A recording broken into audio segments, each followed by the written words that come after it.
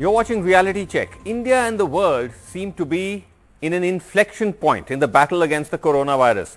Around the world, infections are rising, mainly powered by the highly infectious Delta variant, even as the spread of vaccinations remains uneven, reflecting a divide between the developing and the developed world. Joining me to talk us through how we tackle these new challenges and even to get a sense of them is Dr. Soumya Swaminathan, Chief Scientist of the World Health Organization, WHO. Thank you very much indeed, Dr. Swaminathan, for joining me. Let me just start first, if I may, Dr. Swaminathan, with just a little bit of a sense of India first. What you make of the numbers, what you make of the trends that we're seeing. We are seeing daily cases up now increasingly. More and more districts are reporting daily cases. What is called the R factor, the reproductive factor of the virus, is also gone above 1. What really are you seeing with what's going on with India, and how worried should we be? Thank you, Srinivasan.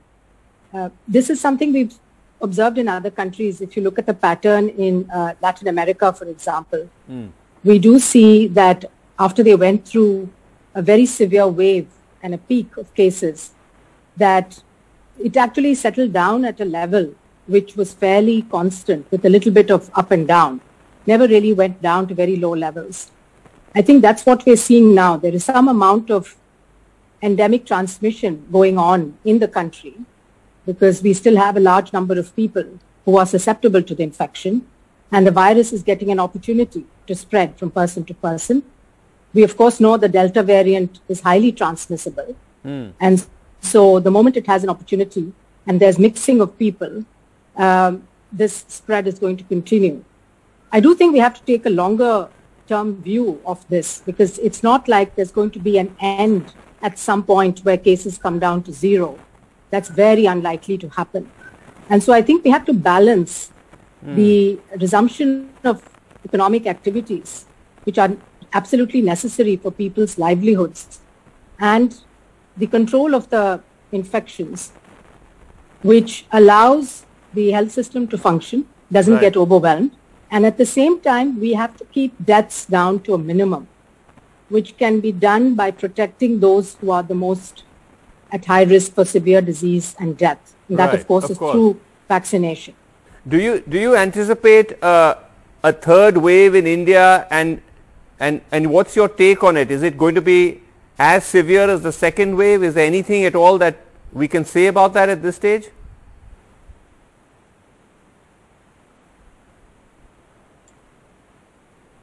It's unlikely that the third wave is going to be as severe as the second wave. We saw that in the second wave, a huge percentage of the population was infected. This became very clear with the ICMR's fourth zero survey. And so on an average, 67%, of course, with its limitations, there are variations, of course, from state to state and even from district to district. But despite the fact that we still have about 45 crores of people who are susceptible. More and more people are getting covered with at least a single dose of the vaccine. Right. And so because of this previous exposure to the virus, plus increasing levels of vaccine coverage, it's very unlikely that we're going to see the kind of devastating wave as we saw a few months ago. Right. But again, that should not lull us into any kind of complacency. Sure. Because having a wave in a small town, in a rural area, can be devastating because they don't have the health facilities to cope, like what the big cities have. And so we need to really now start focusing on strengthening healthcare in those parts, which perhaps have less population immunity by the zero prevalence data, and at the same time would be very susceptible to future peaks. So I think we'll see localized peaks, some states or districts increasing, some reducing. This may go on for some time. Okay. But, I absolutely take your point that given the vaccine coverage and all of that, it may brunt the impact. But tell us a little bit about how the Delta variant seems to be upending some of these calculations, because if you look at what's happening around the world, in America now it's 93% of all cases, even though their vaccination spread and coverage is much more than ours. China, apparently Delta has reached nearly half the country. Sydney in Australia seeing record cases, Delta cases a day, again with better percentages of vaccination. Yeah, so this is the problem with the variants, and of course we cannot predict what the next variant is going to look like, and this is why we need to make sure we keep transmission as low as possible so we prevent variants from forming. So on the one hand, we want to reduce the risk to people of getting sick and hospitals overwhelmed, but the other reason to keep transmission low is to prevent other variants even more dangerous than Delta. Right. Delta is clearly much more transmissible. We know that one person can spread the infection to 7, 8, or even 10 people, as opposed to the original Wuhan strain, which was, one person to 2 people. And so that's why we get these explosive outbreaks. It gets also, therefore, more people get sick and end up in the hospital. We've also seen data from many vaccines now that show reduction in neutralizing activity against the Delta variant. Now, luckily for us, all of the data across all the vaccines that we have data on so far shows that they still prevent severe disease and hospitalization up to 90% of the time. But they're not preventing infection. So the hope was that the vaccines will prevent both severe disease and infection. With the Delta variant, the protection against infection is much less, maybe in the range of 40, 50, or 60%. Now, this immunity against severe disease seems to be lasting quite long, but though the neutralizing antibodies do start waning off after a period of time. So I think the big question now for all of us is, how long will this immunity protect us? When will boosters, if at all boosters are needed? In which groups will they be needed? They may be selected groups like the elderly, the immunosuppressed, etc. And what else do we need to do to keep the transmission low in addition to increasing vaccine coverage, which is, the public health and social measures? So for some time to come, we have to avoid mass gatherings, for example. We will need to open workplaces, educational institutions, but there has to be a COVID protocol to do that. So these are the things we need to start putting in place, even as we try to speed up vaccination coverage as quickly as possible. Right. You said some many important things, one of which is the fact that even though there are now multiple instances where people who've got vaccinated once, even twice, reporting getting reinfected, especially in places like America, it's still important to get vaccinated because, like you said, there's still 90% protection against critical illness or the critical impacts of the disease. It may not prevent you from getting infected, but it will most likely prevent you from getting critically infected. So that's very important. But also on the booster shot, which is basically, do you need a third shot? You're saying the science is still not, is it correct to say it's still evolving? It's not safe, or is it advisable at this point for any country to start considering booster shots, or not yet?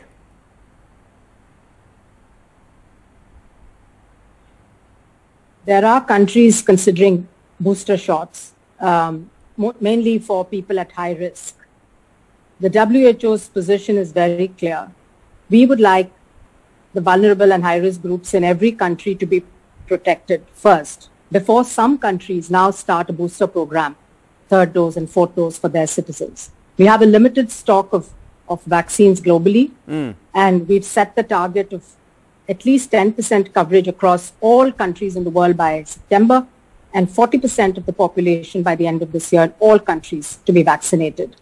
This will really bring down mortality, which should be our first goal. And then we can go about vaccinating the rest of the population in 2022. Okay. And the science is evolving. The need boosters depends on the immune system of the host, that is the humans, and that varies from person to person. It depends on the vaccine, the type of vaccine, and what kind of immunity and how long the immunity it produces. Each vaccine type may be a little different, and it depends on the variants. So there are lots of moving pieces here, which will determine when and whether boosters are going to be needed. Okay. And we have to keep up with the science on that. Now let's come to vaccinations, because I know that you've been, WHO has been very vocal about this kind of vaccine inequity, and also just in terms of the percentage of coverage of vaccines in different countries, is how much of a cause of concern is it for you? Because we were just looking at the numbers, and if you see wealthy versus the not so wealthy countries, the great vaccine divide as we've called it, number of doses purchased per inhabitant, Canada, UK, EU are all in the range of 7, 8, 9, 10 doses per inhabitant. India is just all the way down at 1.7.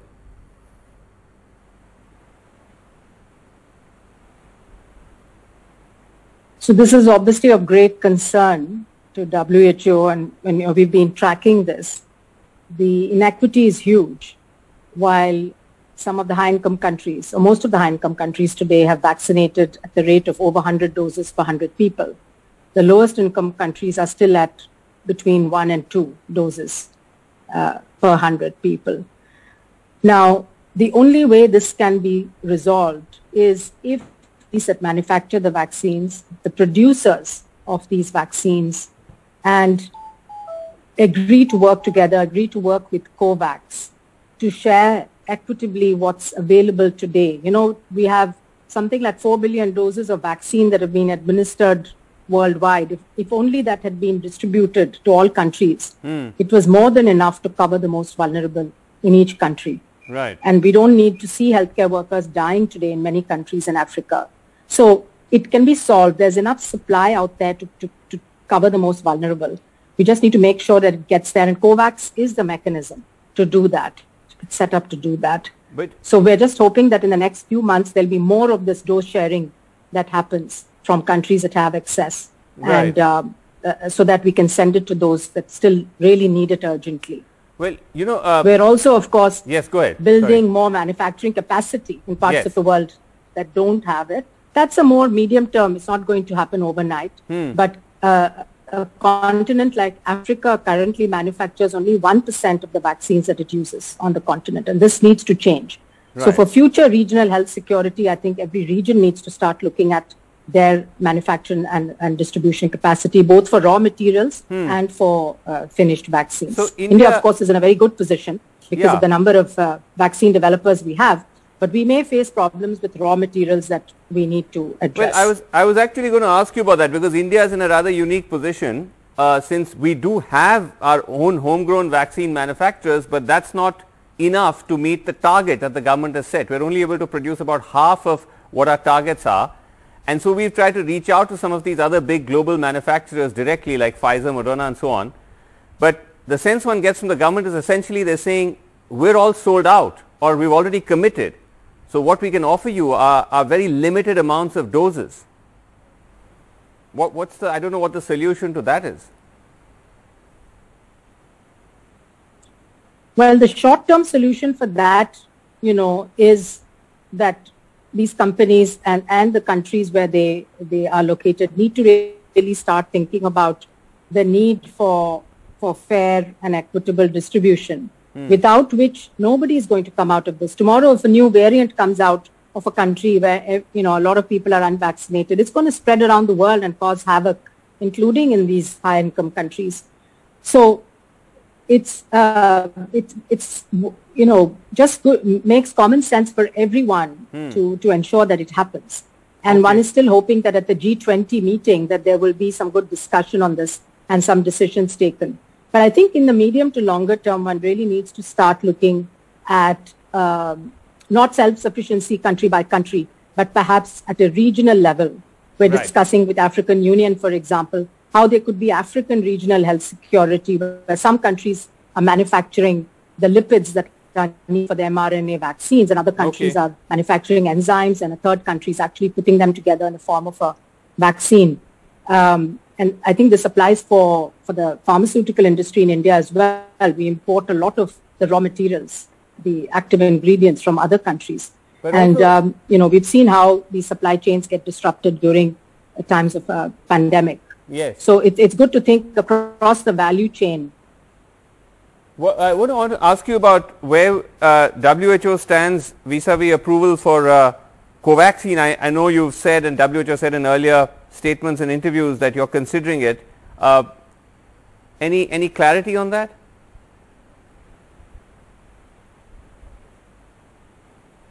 Yes. So it's absolutely in the process now. So the documents for Covaxin were uploaded sometime around the middle of July. Now normally, the pre-qualification process takes months. But because this is an emergency use listing, WHO has fast-tracked it. And it normally takes about 4 to 6 weeks if documentation is all complete.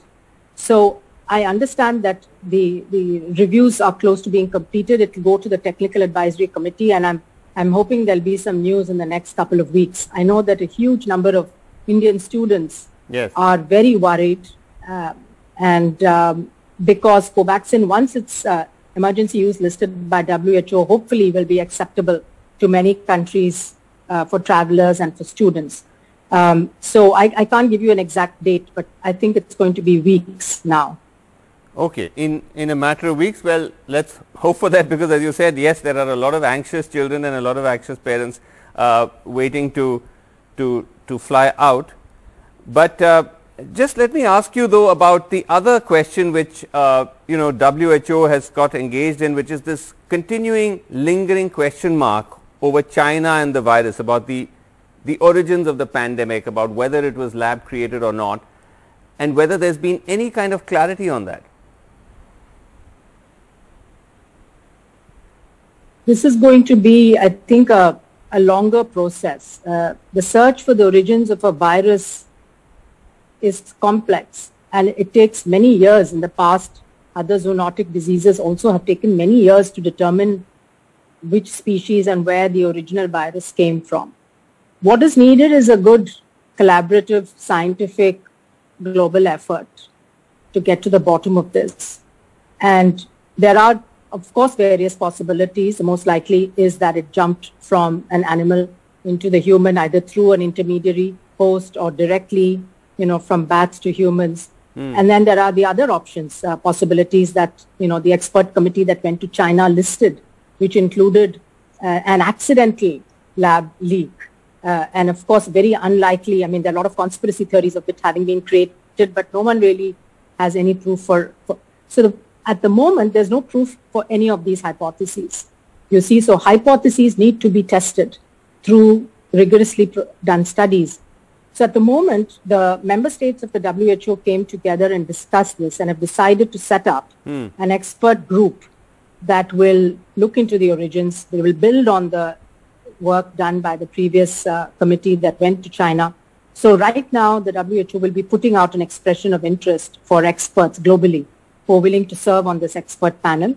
The panel will be created, and hopefully then we'll be able to work. Of course, one will need the cooperation of the Chinese government in order to make progress. But it is in everybody's interest to find out the origin of even if it takes a bit of time. That's the only way we can think about how to prevent the next pandemic. Right. And about children and vaccinating children, what is your view and what is WHO's view on that? Is it too early to start, especially in India where we're still struggling to vaccinate adults, or is that something that should be considered?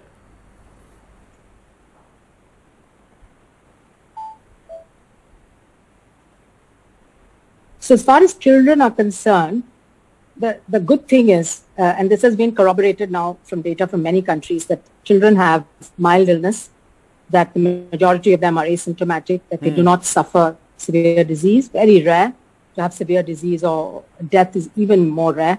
And long COVID also luckily seems to be much rarer in children.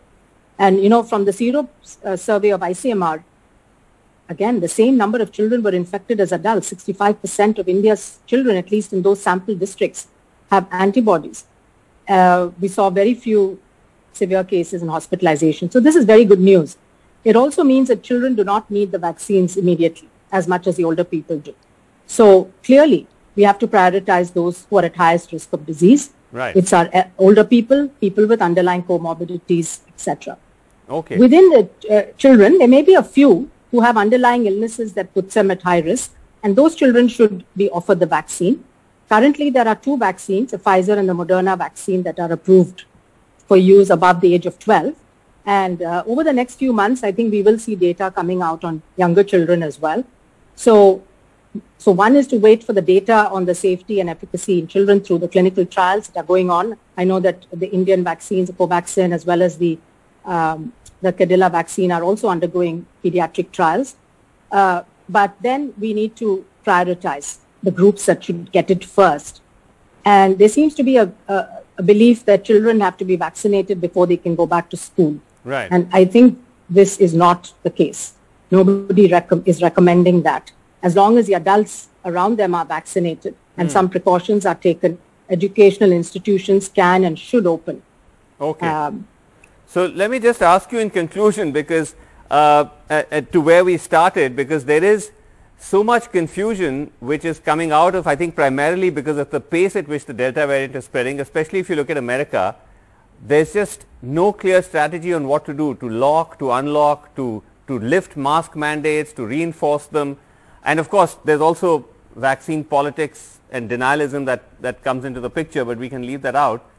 But it is challenging to lay down clear guidelines, especially for a body like WHO, for how to negotiate through this maze. So, Srinivasan, this is a really good question, and I think it needs very serious thought at the national level as well as at the state level to formulate a policy that's, as I said, we have to look ahead now for the next year or two. Nothing is going to dramatically change, and in fact, let's hope that things don't, get worse because of new variants. Let's say we don't have new variants and we keep up the vaccination schedule. We should hopefully have enough people protected by the end of the year, so at least we are confident that the hospitals are not going to get overwhelmed. What we are seeing in countries like UK, for example, is that even though infections went up a lot, the hospitalizations and deaths did not. So while one doesn't want, infections going up unnecessarily, one can still accept that, because if it's occurring mostly in children or younger people, it's not going to have that much damage. So prioritize whom to protect, how to protect, make sure vaccine coverage, address vaccine hesitancy, make sure that there are no constraints to people getting those vaccines. And at the same time, do not give up measures like mask wearing. Mask wearing is a very simple individual measure that each of us can do without going through a lot of pain, which really helps protect ourselves and others. We know now that even if you're vaccinated, you can get the infection and spread it to other people. Okay. And, this is why the CDC reversed their guidance. The WHO all along said we should continue to wear masks wherever we are in a crowded place or in indoor settings with many other people. You can't be sure that everyone is vaccinated. So try to maintain distance, avoid mass gatherings, maintain good ventilation, do as much as possible outdoors. I think these are the kind of pragmatic solutions we have to find. Okay. In the months and perhaps years ahead. Okay. Well, let's hope for the best, and let's hope that we will start to win this battle. But thank you always, Dr. Swaminathan, for joining us. Always a pleasure. Thanks very much indeed. Thank you.